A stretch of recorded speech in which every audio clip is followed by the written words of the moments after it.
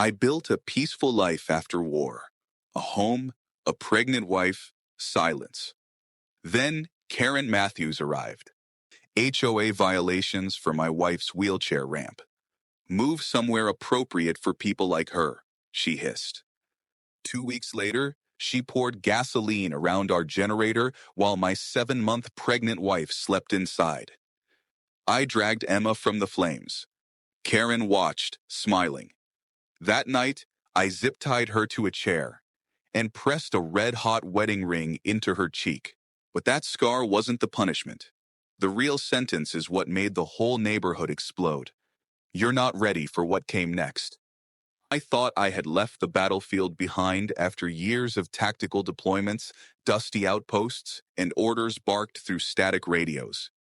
All I wanted was silence, a small home, a steady roof, a safe place for my wife, especially now that she was 7 months pregnant carrying our son. But peace is fragile in a neighborhood run by power-hungry cowards disguised as neighbors. Her name was Karen Matthews. She didn't knock, she hammered. 3 sharp pounds on the front door that morning echoed like gunfire. I opened it to find her standing there in a cream suit, clipboard in hand, red lipstick like a war flag.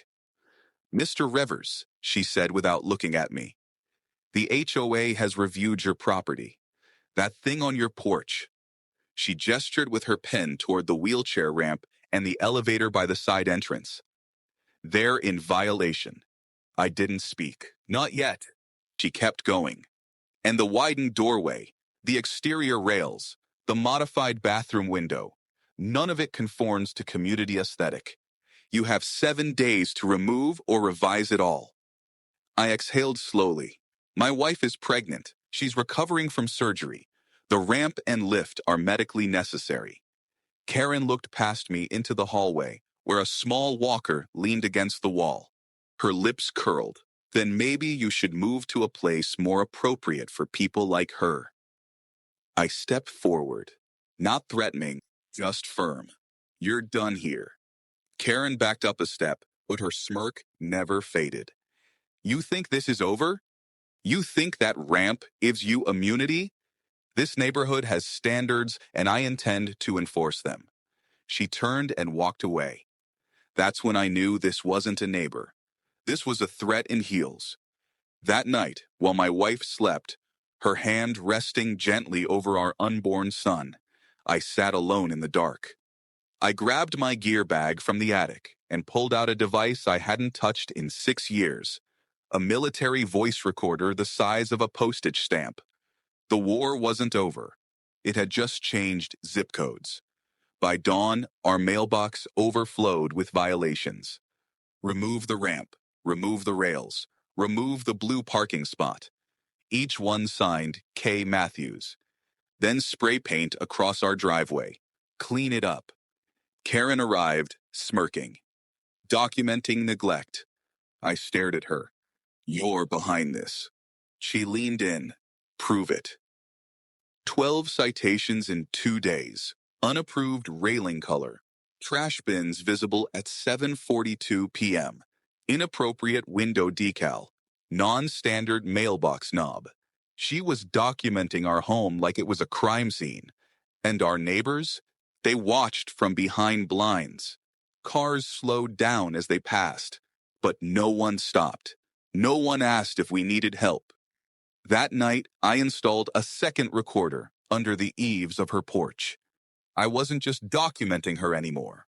I was baiting her, and she took the bait faster than I expected. By the next morning, our mailbox was smashed, the blue paint defaced. A typed letter appeared in our yard that simply read, "Disabled, entitled." I saw red, not just fury, clarity. Karen wasn't just abusing her power. She was targeting my wife's condition. She was testing how far she could push.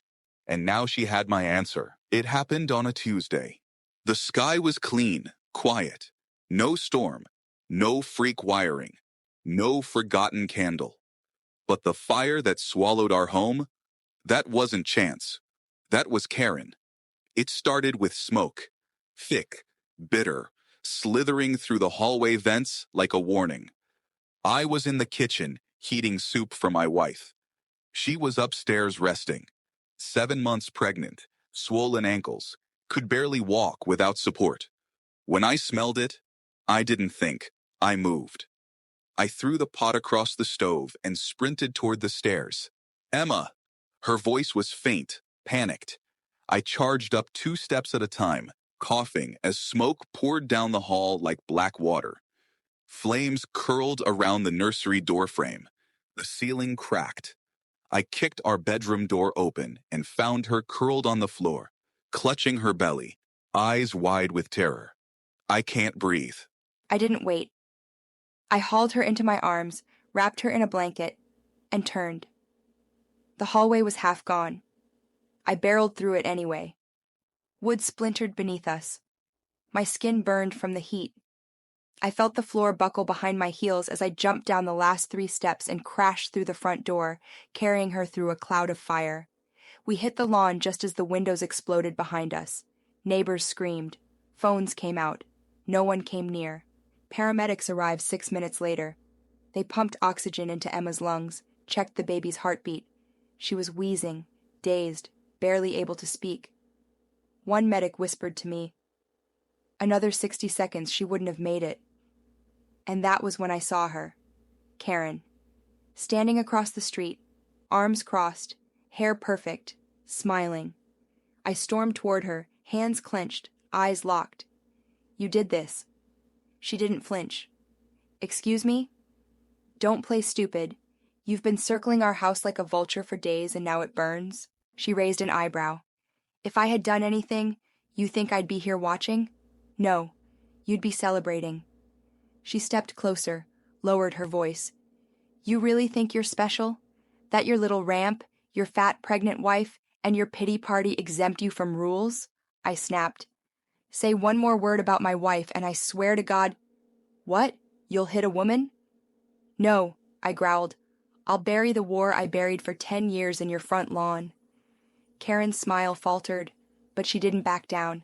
She just said, "Prove it," and walked away, heels clicking against the asphalt like punctuation marks on a threat. That night, I didn't sleep. I sat in the ruins, and when the fire crew handed me the report, accelerant detected near the back generator, I didn't feel shock. I felt confirmation. Karen lit the match. Now I was going to light hers. In Afghanistan, I knew my enemies by their rifles. Here, she wielded an HOA clipboard and a smirk. Would you have stopped at this point or gone even further? Comment yes if you're still watching. I need to know who's still with me. They released Emma from the hospital after 2 days. She couldn't climb stairs, could barely speak without coughing. The baby was safe for now, but I saw it in her eyes. The fear had taken root. I set her up in a temporary apartment 5 blocks down, away from the wreckage. Then I went back. Back to the ashes. Back to what was left. And I waited. It didn't take long. On the 3rd day, while sifting through scorched beams and shattered tiles, I found something in the ashes. Something that would make the whole neighborhood explode. A warped piece of metal embedded in what used to be the porch rail. It wasn't ours. It was a cheap aluminum gas spout cap, the kind that fits on a red fuel canister. Fresh, melted at the edge. That was the moment I knew this wasn't just suspicion. It was evidence. I sprinted home, grabbed the recorder I'd placed inside Karen's mailbox 2 weeks earlier. The one I'd nearly forgotten. It still worked. I synced it to my laptop and hit play. 3 beeps. A door creaked. Then her voice. "Just a little gasoline around the generator. No one even saw me. If it burns fast, they'll never know. It's just an ugly house anyway." Laughter. One less eyesore. I leaned back, heart hammering. It wasn't just a confession. It was a death sentence, signed, stamped, and sealed by Karen herself. I stared at the screen, and then I said aloud, slowly, calmly, like a man whispering his own oath, "You want war, Karen? Then I'll give you the kind they don't teach in HOA meetings. The recorder in her mailbox captured 3 words that sealed her fate. In the silence that followed, I copied the recording to 3 drives, one for the cops, one for the press, and one for me. Because the justice system would take weeks, but I only needed 1 night. I didn't sleep that night. While Emma curled up on a hospital cot, whispering to our unborn son through a sore throat, I sat at the edge of her bed, holding the recorder like it was a detonator. And maybe it was. At 1:10 a.m., I got in the truck. Not the one I drive to get groceries. The old one. Matte black, no license plate, no GPS. I parked 3 blocks down from Karen's house and killed the engine. The world went still. Crickets. A porch light flickering 2 houses over. Her house sat under a perfect moon. Quiet. Smug. Like the woman who ran it. I approached on foot. Boots silent on wet pavement. Every movement deliberate. I didn't bring fire. Not yet. I brought clarity. At 2:47 a.m., I slid a crowbar under the rear gate of her privacy fence and popped it open with a practiced twist. 1 motion. Clean. The sliding glass door behind her kitchen was cracked an inch. Typical Karen. Too proud to lock the world out. Too stupid to realize who was walking in. She didn't hear me enter. She didn't see me step into the living room. But she turned the second I chambered around. Click. She froze, standing at the foot of her staircase. Silk robe, wine glass in hand, hair up, makeup perfect. She opened her mouth. I raised the barrel. Don't speak. She blinked. What? Shut your goddamn mouth. She stared at the gun, then at me. You're crazy. You set my house on fire. You almost killed my wife and unborn child. I'm not crazy. I'm focused. She tried to laugh. There's no proof. I stepped forward and threw something at her feet. She looked down. A melted, blackened fuel cap. She stepped back, eyes twitching. I should shoot you, I said. Right here, no jury, no trial, just fire for fire. She whispered, You wouldn't. You're right, I said, and lowered the gun an inch. I'm not here to end your story. I'm here to rewrite it.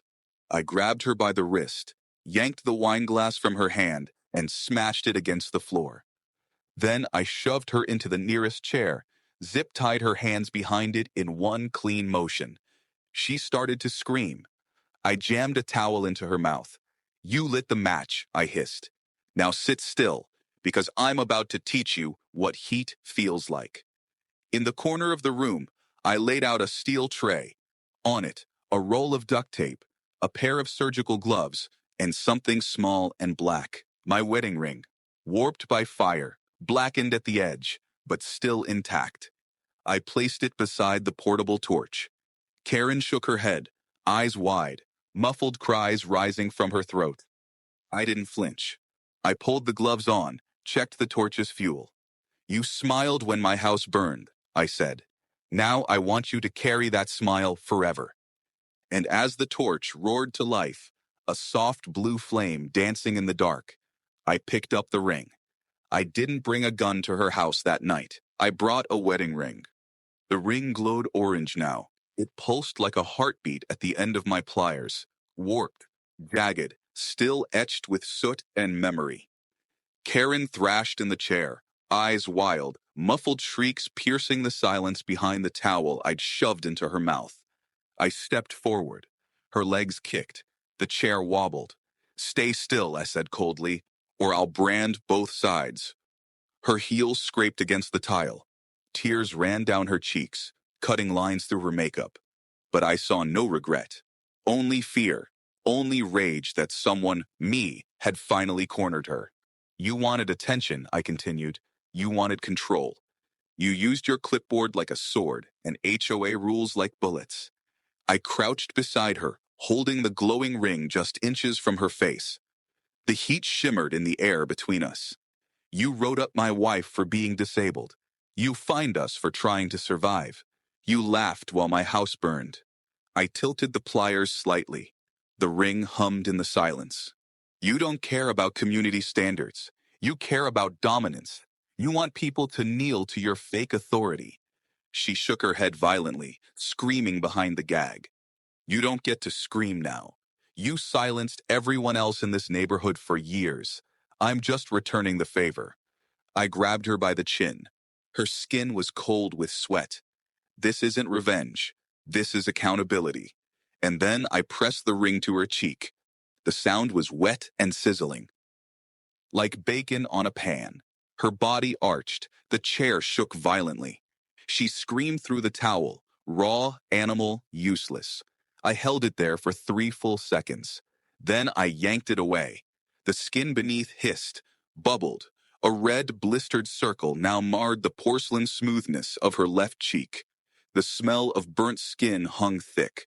She sobbed, choking behind the towel. I didn't look away. That's not a scar, I said.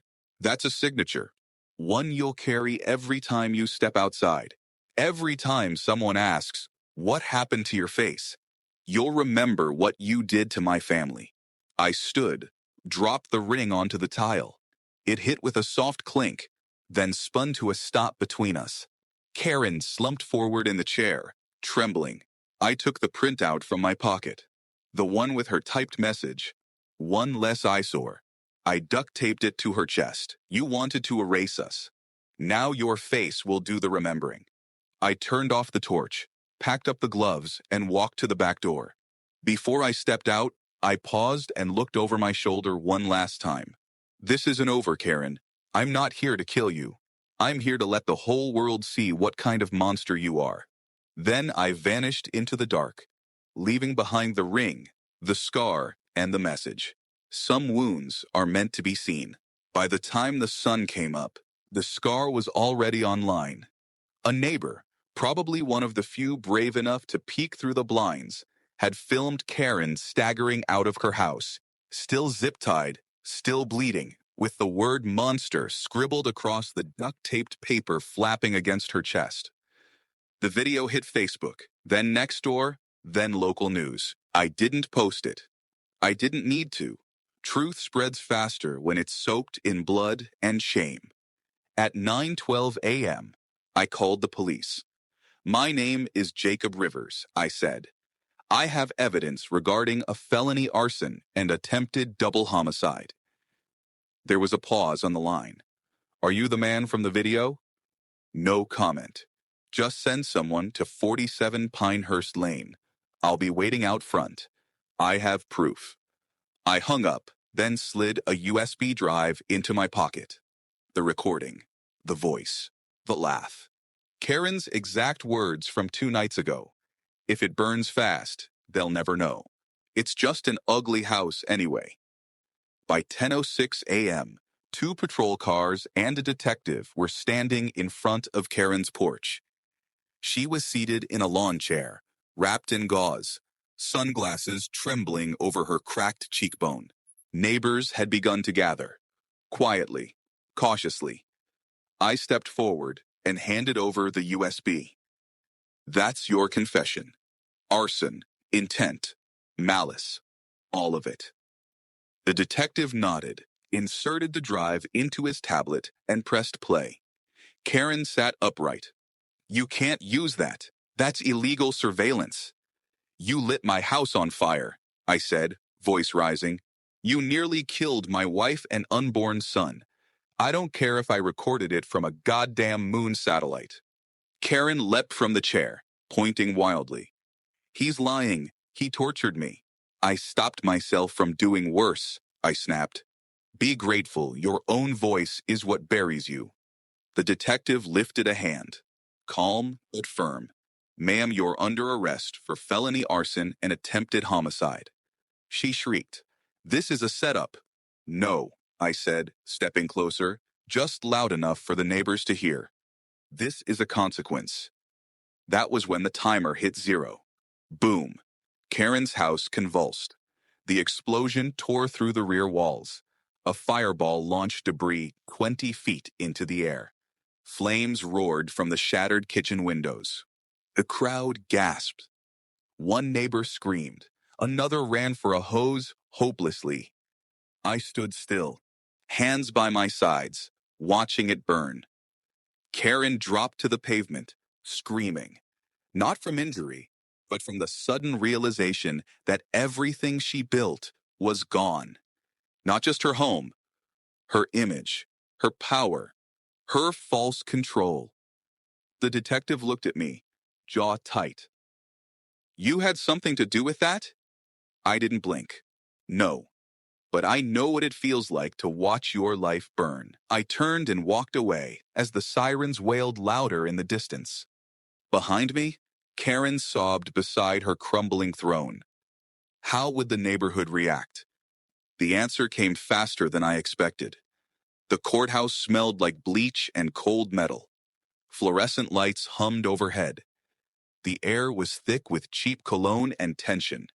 Karen sat 3 rows ahead of me at the defense table, shoulders stiff, hair wrapped in a silk scarf, face hidden behind oversized sunglasses and gauze bandages. But nothing could hide that scar. The room was packed. Neighbors, reporters, HOA board members pretending not to know her, and 2 camera crews stationed behind the aisle. The moment the judge entered, everyone rose. Everyone sat. And the reckoning began. The prosecutor started by playing the audio recording. Karen's voice crackled through the court speaker system, painfully clear. Just a little gasoline around the generator. No one even saw me. If it burns fast, they'll never know. It's just an ugly house anyway. Laughter. One less eyesore. Gasps rippled across the room. One woman covered her mouth. Another, Mrs. Drayton from 2 houses down, whispered, "Oh my God." Karen didn't look up. She didn't have to. The burn on her face said enough.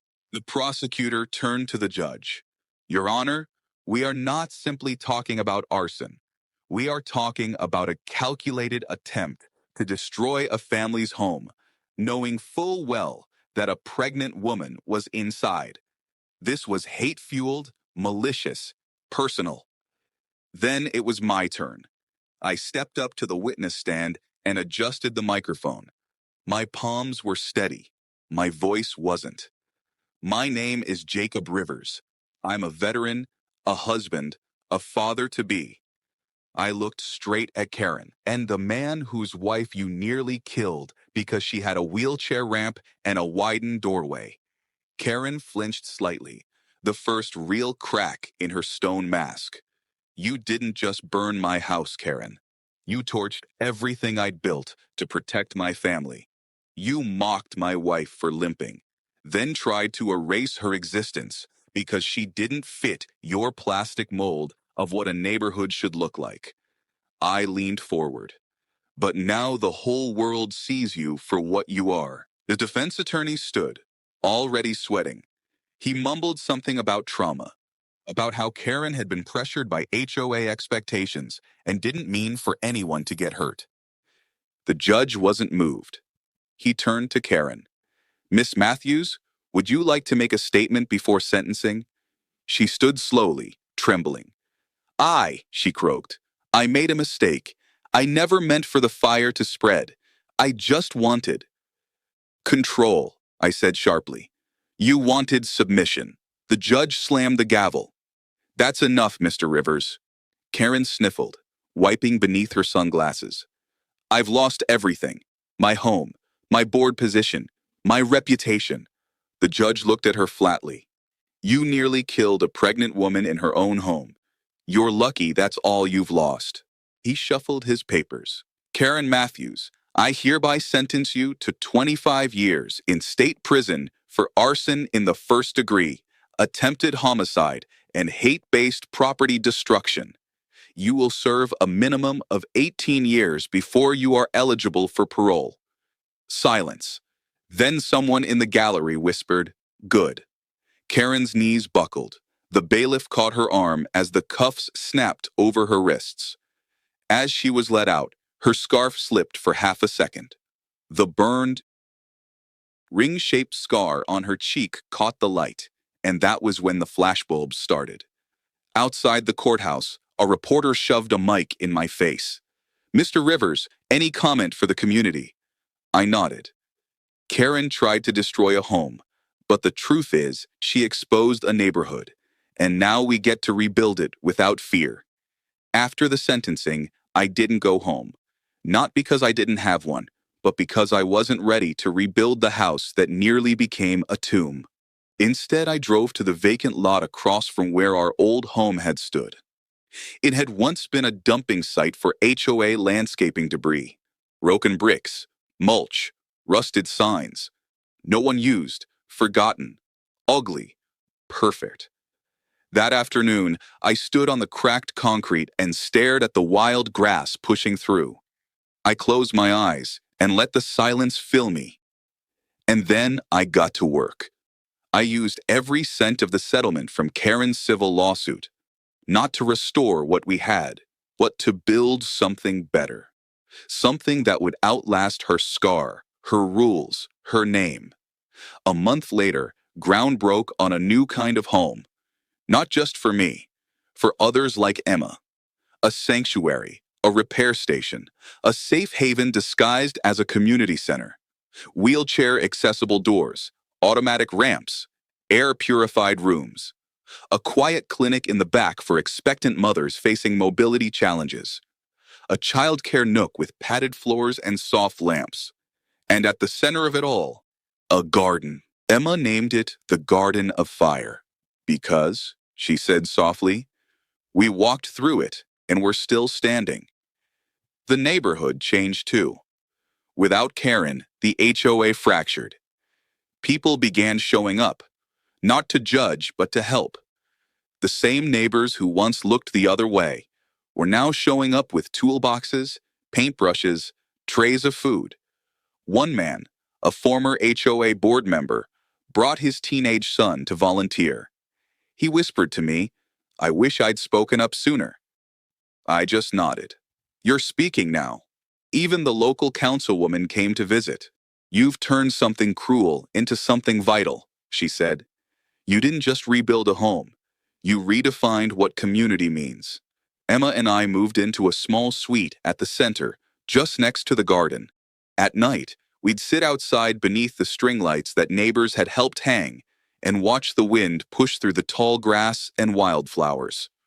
She held my hand over her belly and whispered to our son, "This is where you'll grow up, where people protect each other instead of punishing them." I didn't cry often, but that moment cracked me. Because she wasn't just talking about the future. She was rewriting the past. One morning, a family arrived unannounced. A young couple, nervous, holding hands. Behind them, a small girl in a pink wheelchair. The father looked at the building, then at me. "Is this the place? The one from the news?" I nodded. "It's better than the news said." He hesitated. "We're tired of hiding. Is this a place where people like us belong?" Emma appeared at my side, smiling. "You already do." We watched as the girl wheeled herself toward the flowers. She reached out and touched one of the petals. Bright orange, almost flame-like in the morning sun. Not everything heals the way you want it to, but sometimes what grows from the ashes is stronger than what stood before. And sometimes, just sometimes, the fire doesn't end you. It refines you. They say scars fade with time, but not all of them are meant to disappear. Some remain etched into skin, into memory, not as wounds, but as reminders of what we survived and who we became. It's been almost a year since the fire. Our son was born on a calm morning in late spring, in one of the rooms we built ourselves. Emma named him Caleb, after her grandfather. He came out fists clenched, lungs strong, like he already knew what we'd been through to make a place for him.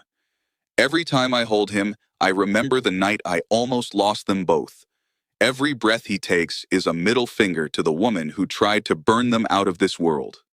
But we don't speak Karen's name anymore. Not in our house, not in the garden, not in front of Caleb. Because we don't build legacies on hate. We build them on survival. Karen's story didn't end when the cell door closed. Her image, The scar on her face circulated for weeks. She filed appeals, claimed trauma, claimed persecution, but no one bought it. Even the HOA quietly erased her from their records. The bylaws she once weaponized were rewritten. Discrimination clauses were strengthened. Accessibility protections expanded. What she tried to suppress became law. Irony writes better than vengeance ever could. Sometimes I still wake up at 2:47 a.m., the exact minute I walked into her house. The smell of gasoline, the heat of the torch, the weight of the ring. And then I turn my head and see Emma asleep beside me, our son curled on her chest. And I remember why I didn't finish what I started. I didn't want her dead. I wanted her exposed. And I wanted the world to understand something. People like Emma don't ruin neighborhoods. People like Karen do. The Garden of Fire now has 20 permanent residents, families, caretakers, elders with walkers, mothers in recovery. We've planted new trees. The flowers bloom in wild spirals. There are no fences, no inspection notices, no compliance tickets taped to front doors. Only people living together freely. The scar on Karen's cheek may never heal, but that's not the scar this story was about. The real scar was in this community, in the silence, the inaction, the way people looked the other way when someone abused power behind a title. That scar healed because someone finally stood up, because a man who'd buried violence inside him for a decade decided to dig it up, not to destroy, but to defend. And now we move forward. One brick at a time, one flower at a time, one family at a time. Because the past may leave its mark, but it's what we build after the burn that lasts forever. Some stories aren't about victory. They're about survival. Not just walking away from the flames, but walking through them and choosing to build something better on the ashes. I didn't choose this war.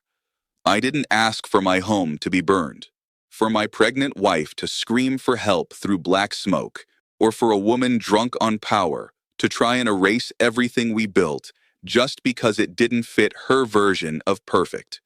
But I did choose what came next, and that's where the real story begins. Because the truth is, pain doesn't give you power. Purpose does.